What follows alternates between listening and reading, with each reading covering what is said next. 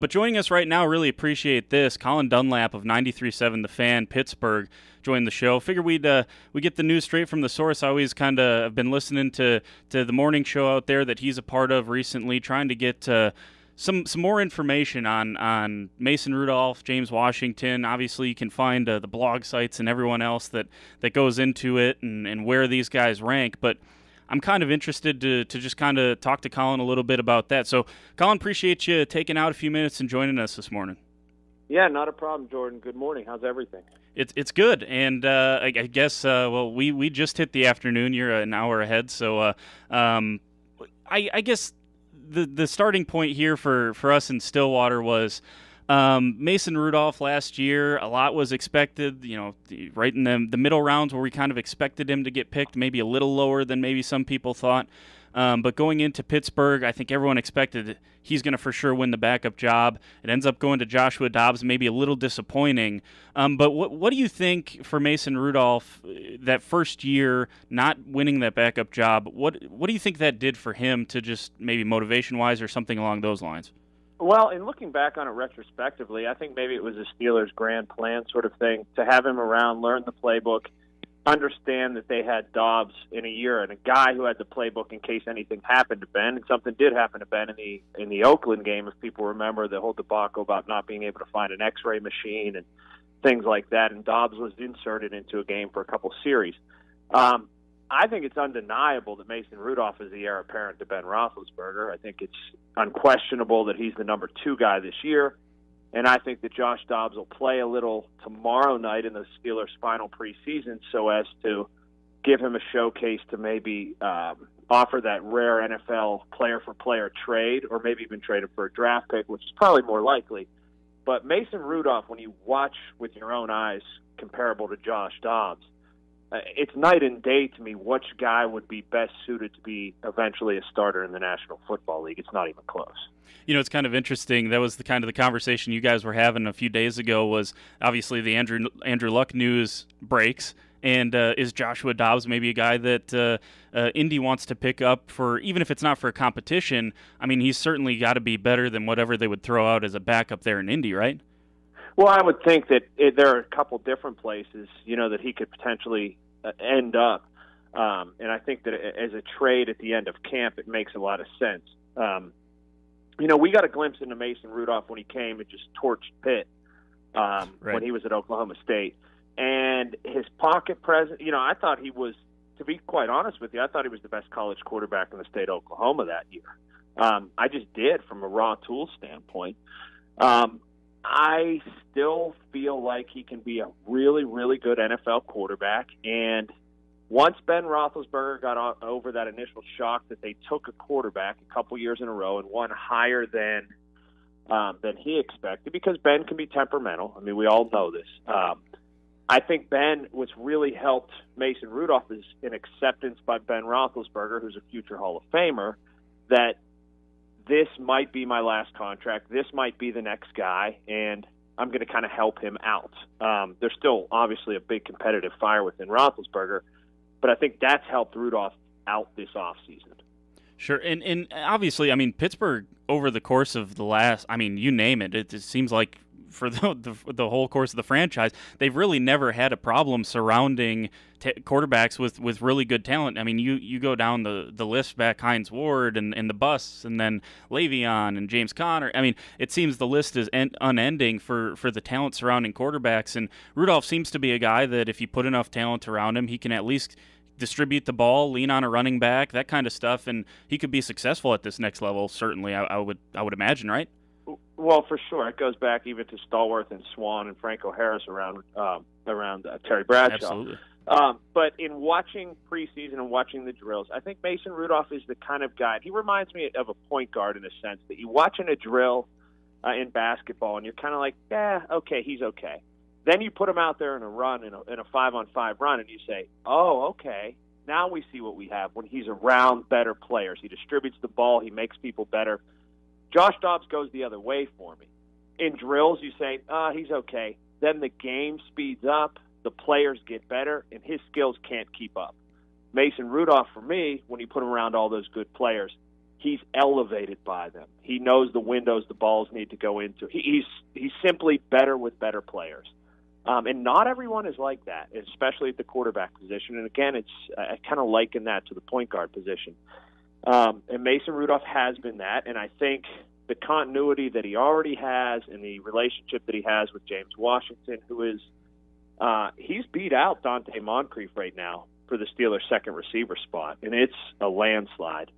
We all knew that James Washington, when he got to town, because I think he was the only guy who didn't score against Pitt when they beat Pitt like 98-3 or whatever. And he didn't score in that game. But we all knew that he was a combat catch guy. There was no fear in him going across the middle. He'd take a big hit and get up.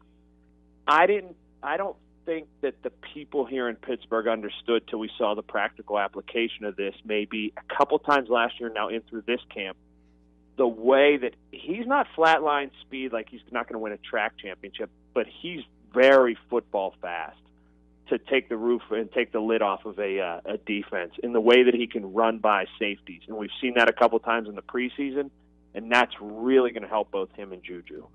Something we have certainly seen down here at Boone Pickens Stadium plenty of times. Again, Colin Dunlap, 93.7 The Fan, Pittsburgh, joining us. And, obviously Washington, one of those skill position players that it seems like, my goodness, that front office always hits on.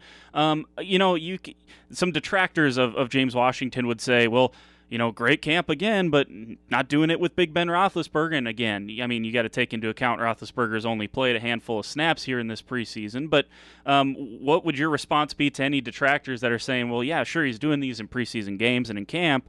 How much of it is a connection with the starting quarterback, which is going to certainly drive this team?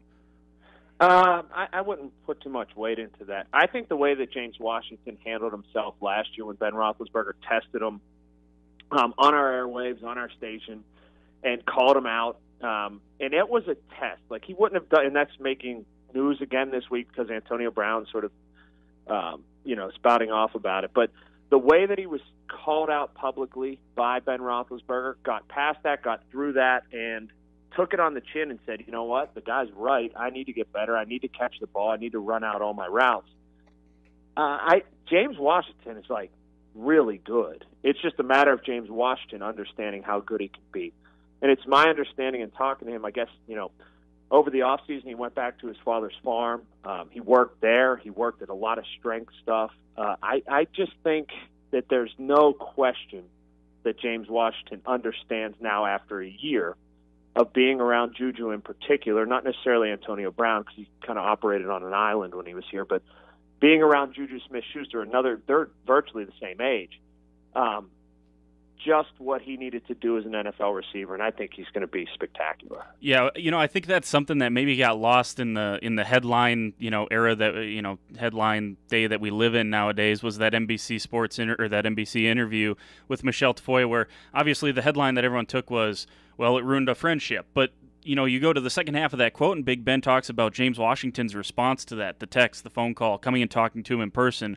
That's the maturity you're looking for in a young wide receiver, isn't it? A guy that takes that criticism and approaches it as constructive criticism rather than the kind of the diva wide receiver Antonio Brown, and not to make this a Antonio Brown bash segment, but just kind of a different way that he ended up taking it that ended up with him in Oakland.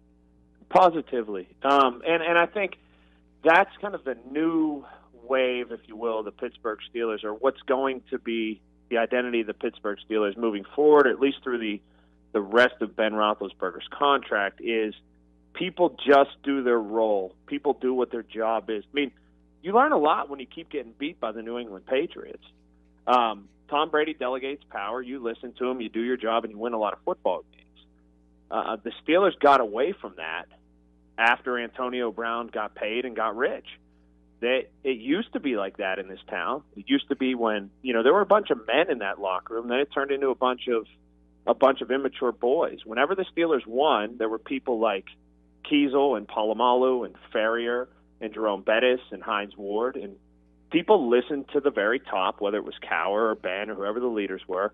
And they just did their job, and they got it done, and they won a ton of football games. They won a Super Bowl, and then, won a couple. But then when the Antonio Browns and people started operating on their own plane came in, it really changed how the franchise operated, and it wasn't necessarily for the better in terms of postseason success.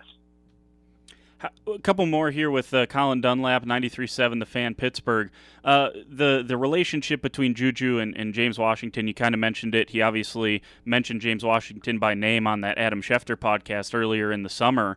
How good can Washington make Juju? Because I think there's some questions. Can Juju be that number one? I certainly think he can. And then vice versa, across from Juju, how does James Washington make this offense better?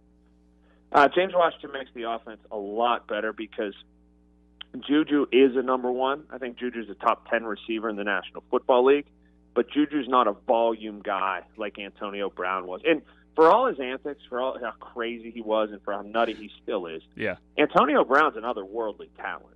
I mean, nobody has ever argued that. Nobody's ever argued how hard he practices either, or how hard he goes at it when he's at practice. Juju he maximizes as much as he can out of practice, but he's not as God-given as Antonio Brown is. He's just not. That's the reality of it. But I think to have a complementary receiver where Juju's a lot better catching 7 or 8 quality balls a game and maybe turning one up for 35 yards than getting 16, 17 targets a game. He just is. A little bit less of Juju actually goes a lot more. I feel like he's that kind of receiver. He's not a big volume receiver. He's at his best catching probably about 10 balls tops a game. All right, last one here. A guy, and this is more selfishly here. I took a flyer on James Conner in a dynasty league a couple years ago, and looking like it's going to pay off for me a little bit. A guy that certainly Oklahoma State fans had seen up in Pittsburgh when he was during his time there. I believe, he was still around for that home and home. I mean, can he be like Le'Veon Bell? Like, can he be maybe not Le'Veon Bell-esque, but can he, like what we saw last year, was that a fluke? Can we see that again? I think he can be very good. It depends on what the Steelers want to do philosophically, though, in terms of that volume. Like, if you look at Le'Veon Bell got a gazillion touches. He really did. I think the Steelers, though, he'll score points. Like, he's going to get in the end zone, James Conner will. And he's undeniably the feature back. Jalen Samuels is behind him. Benny Snell from UK came in, and he'll be the third back probably. But I think the Steelers will spread the ball a lot this year. I think there are times in which, when you look at the box score at the end of the game, I mean, you'll have 8 or 9 eligibles, maybe even more, that touch the football when you include all the tight ends. So I think he'll be good. I think he'll be very good, but good for James Conner, maybe an 89-yard game with 2 red zone touchdowns, 1 receiving and 1 rushing the football. I don't think we're going to see that 162-yard game from him on the ground. I just don't think – and that's probably where the Steelers function best. They're a totally different offensive team now with Bell and Brown gone.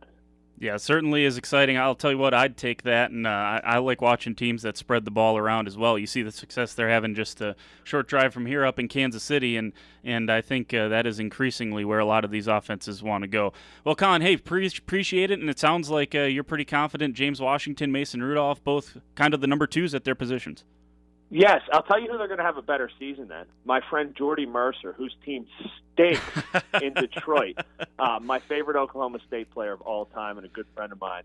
He is actually, the day James Washington was drafted by the Pittsburgh Steelers, Jordy probably sent me 10 texts raving about how James Washington was going to be a star with the Steelers. So all credit to Jordy, former Cowboy closer too. Yeah. Just way ahead of the curve on the James Washington train. There you go. Hey, I'll tell you what, we hear from a lot of the alumni around here, but very few of them that aren't absolutely proud of all the alumni that come through Oklahoma State. Colin, really appreciate it. Colin Dunlap, 93.7 The Fan, Pittsburgh. You can check him out, Colin_Dunlap on Twitter. Really appreciate it, Colin. Not a problem. I'll talk to you.